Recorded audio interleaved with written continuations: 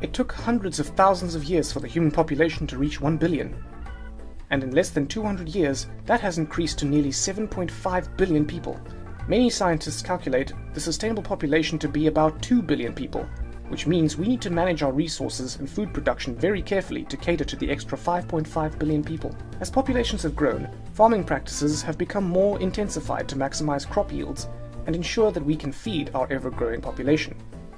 Fertilizers and pesticides are used on crops, and animals may be kept inside in more densely packed sheds to maximize milk yields or egg production, or speed up the time needed for the animal to be ready to be sent to the market for meat. To learn more about conventional farming, watch our video on modern agriculture. In this video, we are going to look at an alternative to conventional farming, organic farming. We're going to see what it is in theory and the pros and cons of this method in relation to other modern agriculture methods. Organic farming currently accounts for about 1% of agricultural land worldwide. It focuses on sustainability and is thought to have less detrimental effects on the environment than conventional farming. This has led to it being proposed as an alternative to conventional agriculture for helping to overcome the climate change crisis we are currently experiencing. But the debate continues, as it is not a perfect solution. In theory, organic farming should not use chemical fertilizers, herbicides and pesticides, or feed additives for livestock. It requires the farmer to use more natural alternatives. This results in lower yields, but the farmer can sell their product at a higher price because consumers believe the product is of a higher quality. Instead of fertilizers, manure is used. This recycles waste and improves the soil structure. However, it is smelly and more difficult to apply than chemical fertilizers, and also means the farmer has less control over the mineral content they are putting into their soil. Crop rotation is used to reduce diseases building up in the soils and to strengthen the soil composition.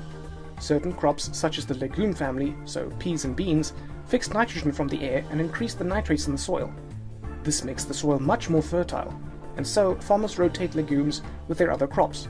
Growing multiple crops is, however, less efficient and produces lower yields than specializing in one or fewer crops.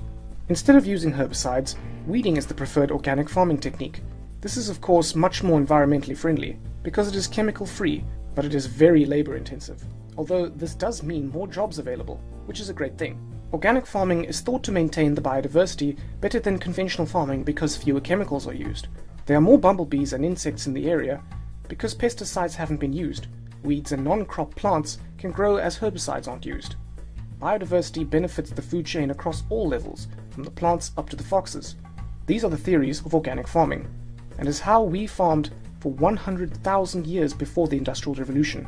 It is generally thought that organic farming is much better for biodiversity, and also produces a healthier product because less chemicals are used on it. In the second video on organic farming, we will look at some of the problems of organic farming, and the reality of what it means to be an organic farm.